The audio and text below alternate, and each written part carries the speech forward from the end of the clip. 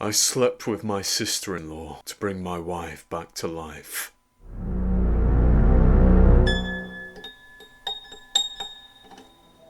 Before passing judgment, you should hear my story. I was married to Lena Macy for a decade, and I wouldn't have believed you if you'd told me, all of those years ago, that I would one day sleep with her older sister, Riley. That I would one day marry Riley. We'll get to that. The nightmare began with the death of Lena, who I will forever call my true wife. Pancreatic cancer took her. And the second chapter began on an evening 2 weekends ago when I asked, was she telling the truth? About what? Riley replied. From the front room of Macy Manor, I stood and watched the snow fall beyond the window, watched white bury black. Meanwhile, Riley was sitting in her father's old armchair by the crackling fireplace and nursing a tumbler of brandy in loose fingers. Clearly, like me, she was reflecting on everything. When Mr. and Mrs. Macy died in 2005, Riley inherited that lavish Edwardian house and became Lena's guardian. It was shortly after this that Lena, my childhood friend at the time, finally admitted the truth. And I have spent nearly 20 years reflecting on that admission. Eventually, I answered, Lena told me that the two of you could see the spirits of your parents.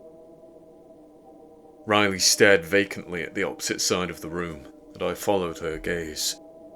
My eyes fell upon an empty armchair with a still shadow sitting upon it. Strangely, the fireplace's animated flames cast dancing patches of darkness across every other surface in the room. Every surface but that chair. My late wife's sister finally whispered, more than a century ago, Ernest Macy built this home upon a dark hole in the ground. In his diary, he forbade descendants from ever entering the hole, for it took a terrible toll on him, a toll that, nevertheless, gifted the Macy family with the ability to see the spectres of their lost loved ones. It's something we inherit, I suppose. Something hereditary. Of course, let's be honest, that gift will die with me. I'm the last of the Macy lineage, and I won't be having any children, even if I do find a man. That's quite a story, I said, trying to stifle a chuckle. Lena never mentioned a magical hole in the dirt. Do you blame her? You always wear that frustrating smirk on your face, Artie. You have no sincerity when it comes to anything beyond the rational world, Riley said. Then she tapped the heel of her foot against a dusty leather-bound book on the coffee table. This is it. This is Ernest's diary. Oh, really? I think that book's been sitting there for the past 20 years, I said. And also, I feel I should say that I'm sorry, okay? I have always respected your family's beliefs, Riley.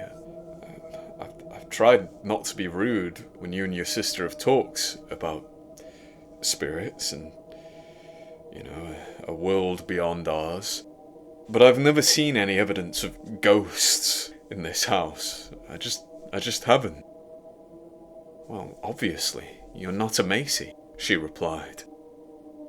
No, nearly, I said, pressing my palm against the outline of Lena's engagement band, which has been sitting in my pocket since she passed.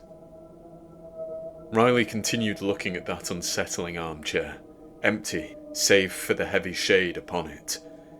Then she coldly said, I still talk to her, I'm talking to her now.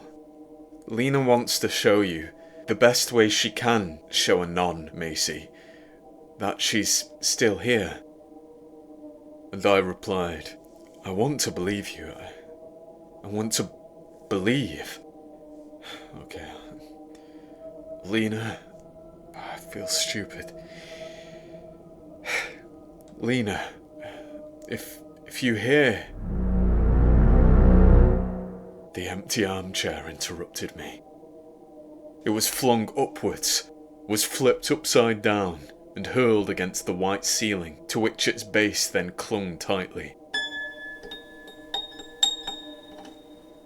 I yelled, of course, as any rational person would. Veins protruded beneath my skin as I tightly clenched every muscle in my body. And only a second later, the paranormal chair fell, then landed in an overturned state on the floor, kicking up a mound of dust. After an unknown length of silence, I croaked. I thought I'd only felt her in my mind. But ever since she passed, it was always true, wasn't it? I just chose not to see it. The dead never really leave this place, said Riley. So grief is different for a Macy. Even for you, Artie. I mean, you're as good as family. Maybe that helps you sense more than others do when they enter our home. I don't know. Well, that's an interesting point. I mean, what if I actually had been a Macy? I asked, eyes welling. What if I'd married Lena and taken her name? Would I see what you see? My sister-in-law nodded. Yes, I mean, my mother married into the family, and she saw the faces of the dead. She is, now, one of those faces. Then, without leaving an appropriate pause, I said, Riley, we should marry. You and me. If I take your name, I'll be able to see Lena too. I expected ridicule, expected a scream of protest once Riley realised I was telling the truth. But she seemed to immediately detect the sincerity of my tone. Perhaps the thought had already crossed her mind. Let's not go there, Artie, she warned. I looked at the overturned armchair. Then I addressed the shadow I knew to be cast by my wife. Lena, it would only be a marriage on paper. Why are you trying to speak to her? I'm not refusing on my sister's behalf, Riley explained. Anyway, you would need to do more than legally change your surname to become a Macy. I don't think you understand how this ritual... You would need to become a Macy in an ancient way. Oh, I really don't want to say it. We would need to consummate the marriage, Artie.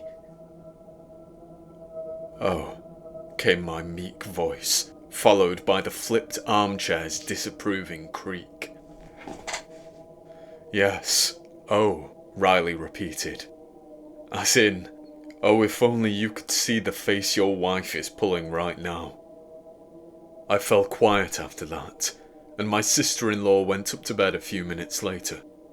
I, on the other hand, spent the rest of the night skim-reading Ernest's diary, and Lena was reading alongside me. I felt her presence, felt her excitement, which rivaled mine, as we read her ancestors' section titled, The Plea of Two.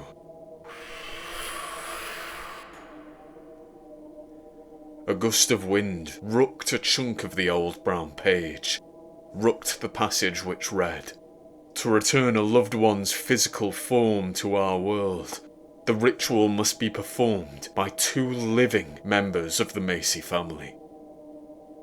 There was a ritual to bring my wife back. And I felt it in the air, felt that my wife wanted a second chance at life. Had she not, I wouldn't have pushed any of this, wouldn't have woken Riley and explained the situation to her at 4 a.m. She quarrelled with Lena, of course, quarrelled with her about the ethics of it all. Not so much marrying and sleeping with her late sister's husband, but the idea of this ritual we wanted to perform. The idea of resurrecting the dead. Lena and I should have listened. But we didn't, And after only 10 minutes of arguing, Riley was corrupted by that desire to end our collective grief. "I suppose," she began, "I suppose if we don't try, I will always regret it." My jaw hung.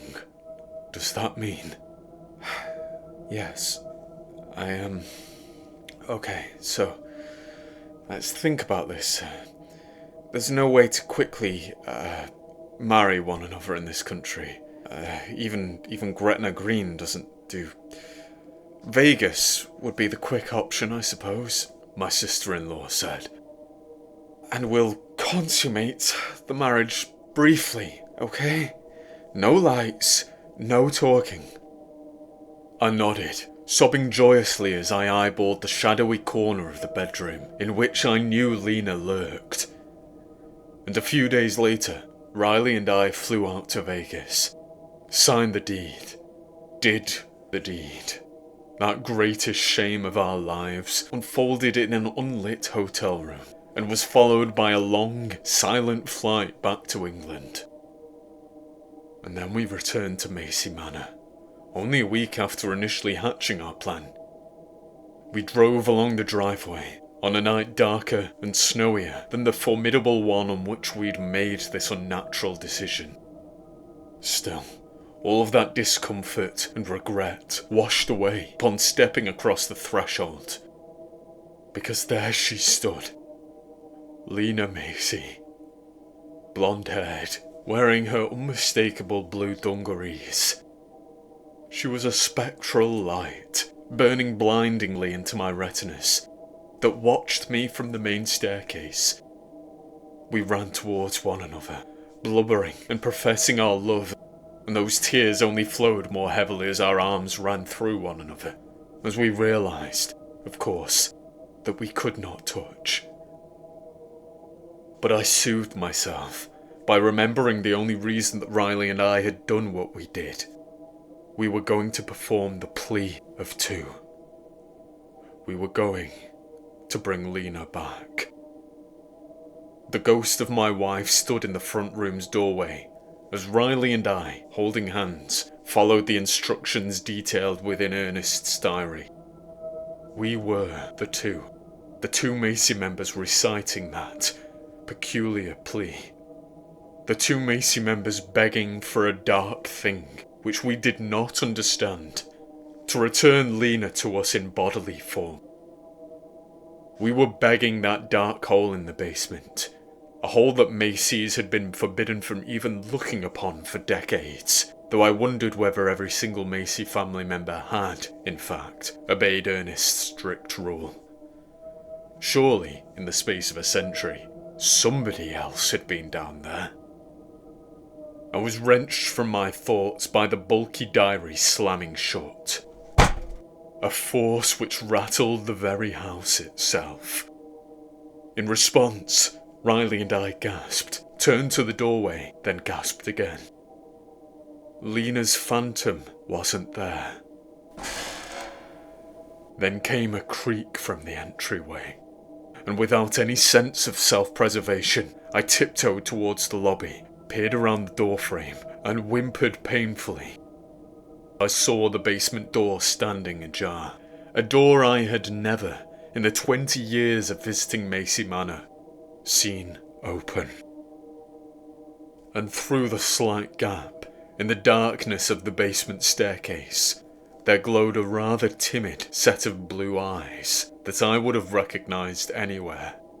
And most wonderfully of all, they were no longer translucent, no longer ghost-like. "Lena," I whispered, feeling twice as euphoric as I had during our first reunion. "Artie," Riley began as I rushed forwards. There were hints of uncertainty and fear in her raspy voice. I barely noticed that at the time.